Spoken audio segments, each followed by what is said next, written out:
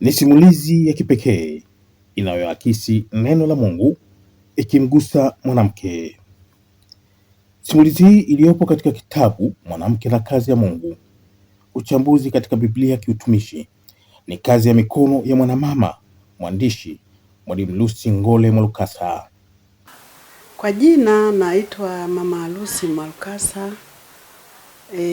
Ni mwalimu wa kusomea. Nimefundisha shule za msingi, nikaishia kuwatumikia walimu wenzangu kwenye ngazi ya wilaya. Na nina watoto 4 wote wa kike, wote wameolewa. Hili jina Mwalukasa ni jina la mume wangu Yesaya Asombile Mwalukasa. Ni marehemu kwa sasa kuanzia mwaka 2008. Lakini mimi kwa kuzaliwa nimezaliwa katika imani ya Kikatoliki. Nilibatizwa na kupata kipaimara na kulelewa kwa imani ya Kikatoliki. Na niliingia Uprotestanti kutokana na kumpata mpendwa wangu ambaye alikuwa ni Mluteri. Namkumbuka kipekee kwa imani yangu ya Kikristo. Yeye ndiye alikuwa mtu wangu wa kwanza kuninunulia Biblia. Wokovu wa Mungu na msukumo kutoka kwa marehemu mumewe Yesaya Asombile Mwalukasa vilitosha kumwongezea hamasa na kuendeleza maono ya Mwalimu Lucy Ngole Mwalukasa kutamani kuandika habari za wanawake wa kwenye Biblia. Nilipata nguvu ya ajabu sana. Nilianza kumtafuta Mungu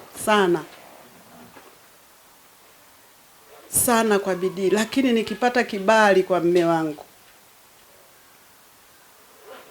Na baadaye ilikuwa mume wangu ndiye alikuwa ananipush.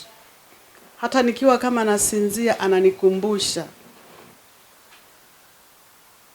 Na hata kuniingiza kwenye wajibu tofauti kwenye kazi ya Mungu. Mimi aliniingiza mume wangu.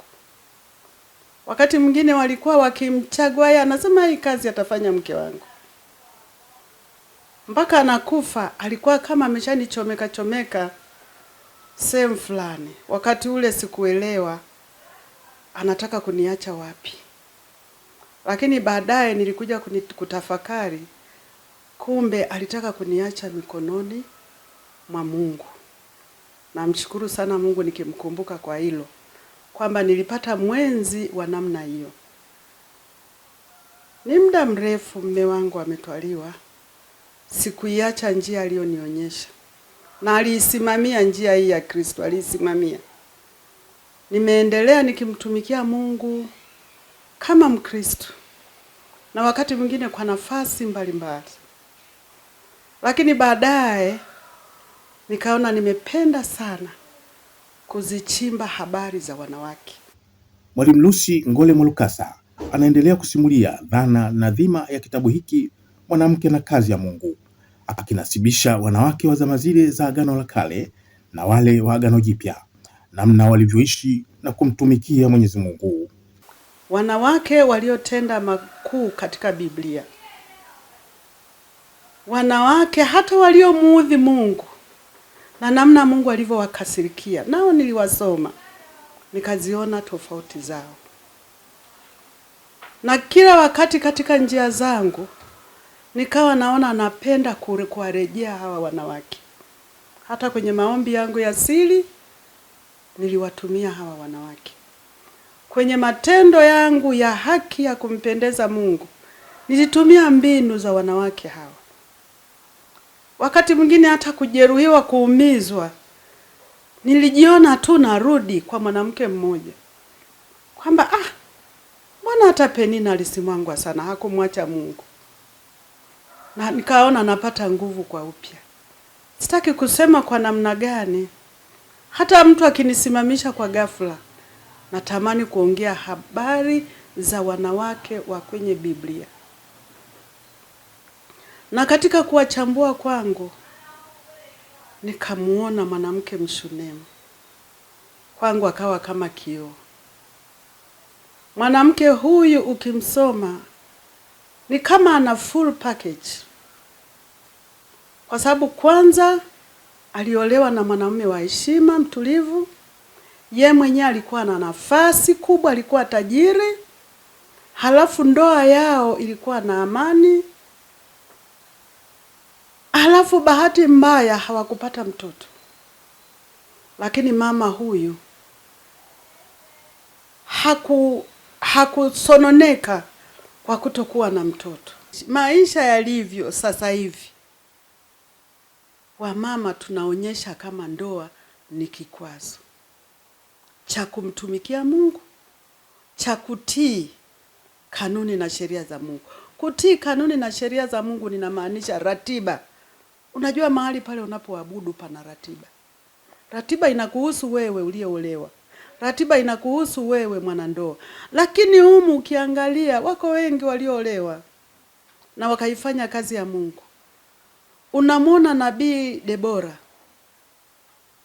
yeye aliolewa. Unamwona yuko mwalimu wa Apolo, yule alikuwa ameolewa.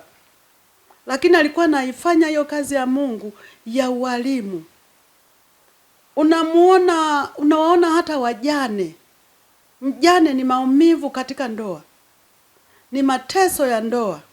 Ni upweke unaotokana na ndoa. Lakini wako humu ambao hawakumwacha Mungu. Tunamwona kabisa Naomi. Naomi aliolewa, alipata watoto wake wa kiume 2 na wote walioa. Mume wake akafa, watoto wake 2 wa kiume wakafa, hawakuacha watoto. Huyu mama hakumwacha Mungu. Na hata kwa wakamwana wake alionyesha upendo. Ndio maana tunamwona kwenye kitabu Ruthu.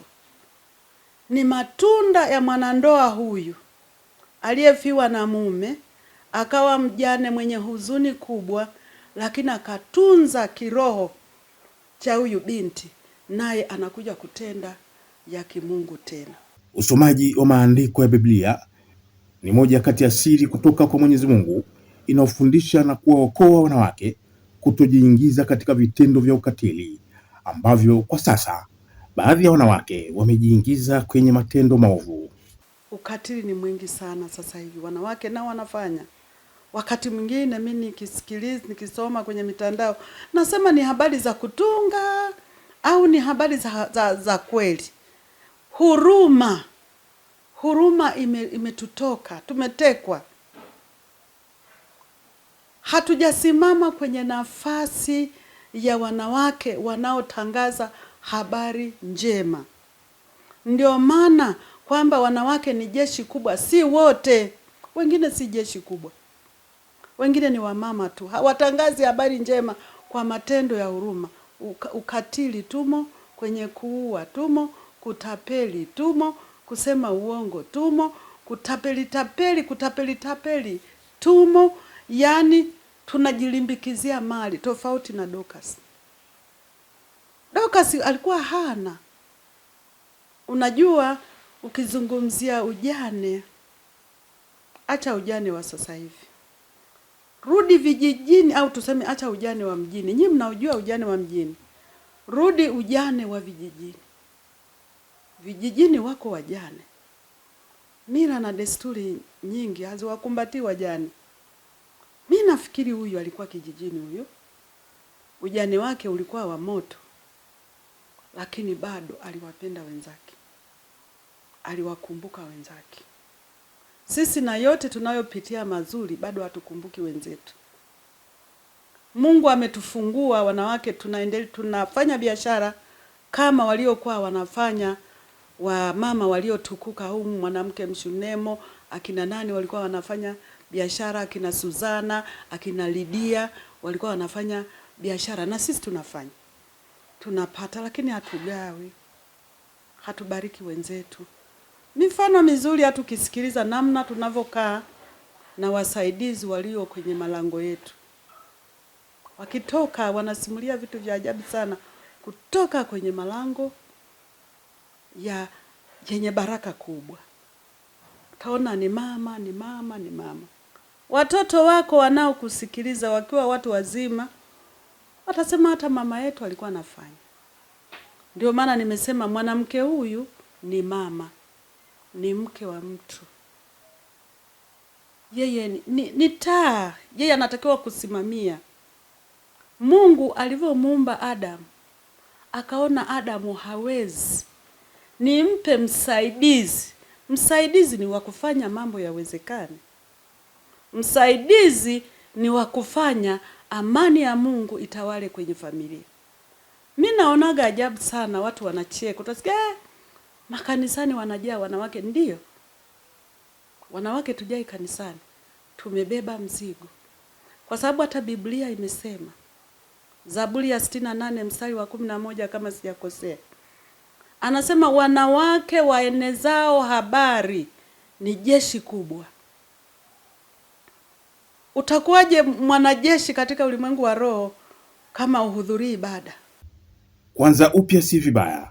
Maandiko yaliyomo katika kitabu hiki Mwanamke na Kazi ya Mungu cha Mwalimu Lucy Ngole Mwalukasa kinatoa majibu haya. Wanawake tuanze kwa upya, wababa tuanze kwa upya, wanandoa ambao huko ndio tunazalisha vijana wa kiume na wa kike, tuanze kwa upya. Kitabu hiki Mwanamke na Kazi ya Mungu kinafundisha au kinakumbusha uadilifu mbele za Mungu, unyenyekevu mbele za Mungu, kujenga ufalme wa Mungu, kuenenda sawasawa na kanuni na sheria zote za Mungu, pasipo kupindisha, pasipo kuingiza mafundisho yaliyobuniwa katikati ya safari. Unajua yako mafundisho yaliyobuniwa katikati ya safari. Ndio maana mimi sijaandika mwanamke mtakatifu aliyofariki mwaka jana. Wako wanawake tunawazika, tunawasifu sana. Nimerudi kwa wanawake wa kwenye Biblia, kwa sababu hapo katikati yameingia mafundisho sio yenyewe. Turudi kule. Utaona walinyenyekea, walimtumikia Mungu, waliwatii watumishi wa Mungu, waliwaheshimu watumishi wa Mungu.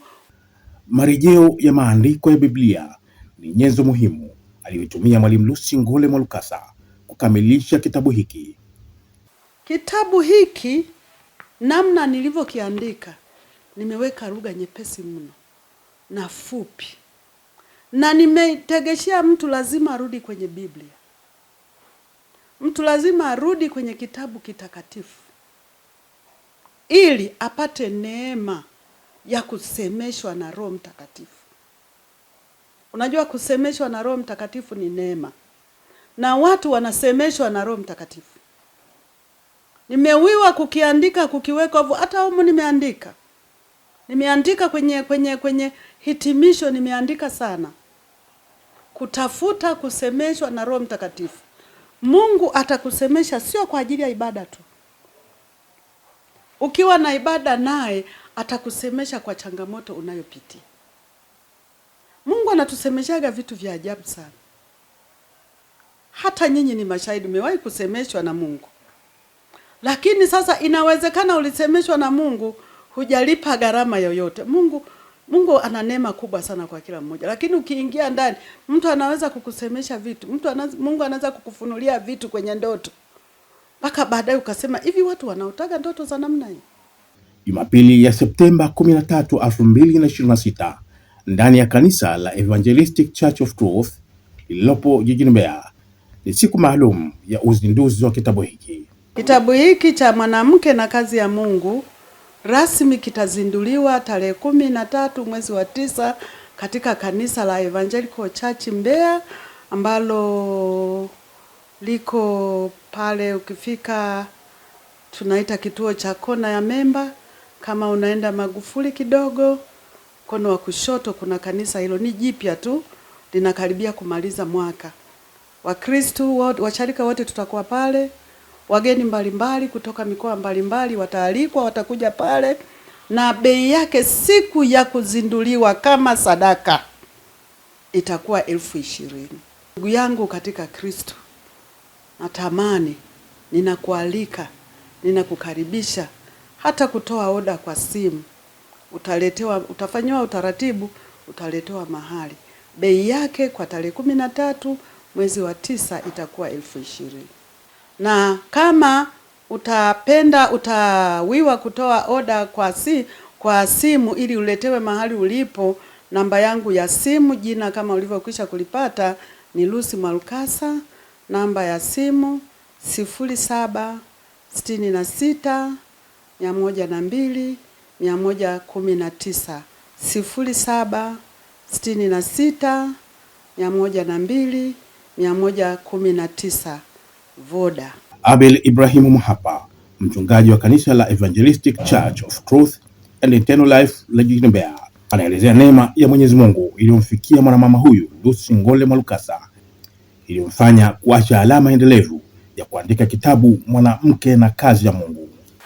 Kwa majina yangu naitwa Abel Ibrahimu Mhapa, mchungaji wa kanisa la Evangelistic Church of Truth and Eternal Life Church Tanzania, na tuko hapa kumshukuru Mungu sana kwa neema ambayo ametupa kwa njia ya mtumishi wake Kristo mwenzetu, mama yetu Lucy Ngole Mwalukasa, ambaye kwa neema ya Mungu amepata nafasi ya kuandika kitabu ambacho kwa muda mrefu tulitamani akiandike, kuweka alama ya utumishi wake shambani mwa Bwana. Ni kwa muda wa miaka zaidi ya 20 nikimfahamu mama huyu akifanya kazi ndani ya kanisa, na amekuwa baraka ndani ya kanisa kwa muda wa miaka 20 ambayo mimi nimekuwa pamoja naye kwenye huduma. Amekuwa baraka sana kwa kanisa, amekuwa baraka kwa watumishi mbalimbali, amekuwa baraka kwa serikali. Kwa hiyo tulitamani sana awe na alama ya kitu ambacho kitatunza kumbukumbu ya utumishi wake na kuwa ushuhuda kwa wengine ndani ya kanisa na jamii ya Mungu kwa ujumla. Kwa hiyo kipekee ninamshukuru Mungu sana kwa mama huyu kukubali. Najua hakikuwa kitu chepesi kwake kwa sababu ya umri wake. Kuandika kitabu kinachukua muda, kinatumia akili nyingi, utafiti mwingi. Kupitia maandiko matakatifu tunakumbuka wanawake kadhaa ambao kwa neema ya Mungu walifanya vitu vikubwa ndani ya Biblia. Tunakumbuka kina Esther, tunakumbuka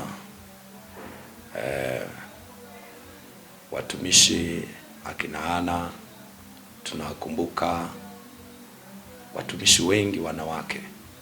Mama huyu kwetu tunamwona baraka kwa namna alivyotumika.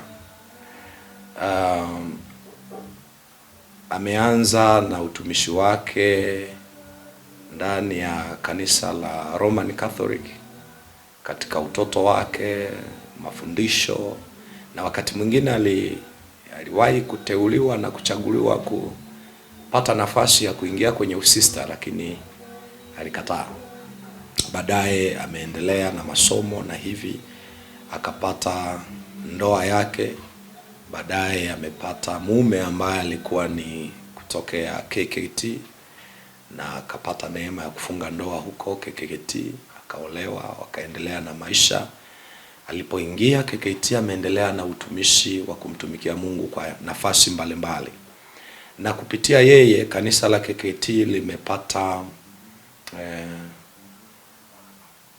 mtu makini na mwangalifu katika idara ya wanawake, kutunza idara ya wanawake na watoto, kuunganisha kati ya sharika na sharika, kuhakikisha idara ya wanawake na watoto inakwenda vizuri. Maono na wito uliopo ndani ya mwanamama Lucy Ngole Mwalukasa utaacha athari kubwa kwa jamii ya Wakristo na kuwafanya wanawake ndani ya kanisa kusimama imara. Kwa hiyo naweza kuzungumza ni mama mwenye historia kubwa ndani ya kanisa. Analijua kanisa, anajua ni mtu katika maandiko. Naweza kusema angalikuwa ni mwanaume tungeweza kusema ni akina Haruni, walioshika mikono ya Musa. Watumishi wengi walitegemezwa kwenye mikono yake. Wako wachungaji, wako maaskofu, nisingependa kuwataja kwa majina, lakini mama huyu amekuwa baraka kubwa kwao. Kutoka KKT, KCAM na hapa tulipo, amekuwa baraka kubwa. Aliwashika mikono watumishi. Mara kadhaa tunajaribu kusema mtumishi au mtu ambaye yuko jirani na mchungaji au jirani na kuhani anasikia kikwapa cha kuhani, lakini aliweza kutunza madhaifu ya kikuhani kwa muda mrefu. Anastahili kusifiwa akiwa hai. Na ni kwa muda mrefu mimi binafsi nimeendelea kumsihi na kumuomba aandike kitabu. Na haya yalinisukuma baada ya kuona namna anavyoweza kusimamia mambo ya mwanamke ndani ya kanisa, ushauri wake, mtazamo wake, namna anavyoweza kushawishi wanawake wasimame vipi na kanisa, wasimame vipi na makuhani wanaokuwepo madhabahuni. Kwa hiyo vitu vya namna hiyo vilinisukuma sana kuona huyu mama anaweza akatoweka na tusiwe na alama ya nini aliweza kukifanya ndani ya kanisa. Kwa hiyo nilitamani sana awe na hiki kitu ambacho Mungu kwa neema amempa kibali cha kukifanya. Kwangu nasikia baraka sana kwamba amekubali na ameandika na kimekamilika, na sasa kiko mbioni kuweka wakfu au kuzinduliwa, kiweze kwenda mtaani, kila mmoja aweze kukisoma, na ninaamini kila atakayekisoma ataonja ile ladha ya mwanamke na utumishi ndani ya kanisa. Ujumbe maalum wa mchungaji Abel Ibrahim Mhapa kwa wanawake wa kanisa kutumia vipawa vyao kuacha athari itakayolinda nidhamu na maadili kupitia kitabu cha Biblia. Naweza kusema niwatie moyo na niwaombe sana wanawake kadha wa kadha ndani ya kanisa, si ndani ya kanisa letu lakini nje pia ya kanisa letu, ambao Mungu amewapa neema ya kutumika kwa muda, wamepata uzoefu ndani ya kanisa. Kizazi ambacho kinakuja sasa ni kizazi kigumu kidogo, ambacho unaona mataifa mbalimbali yanahangaika na kizazi hicho,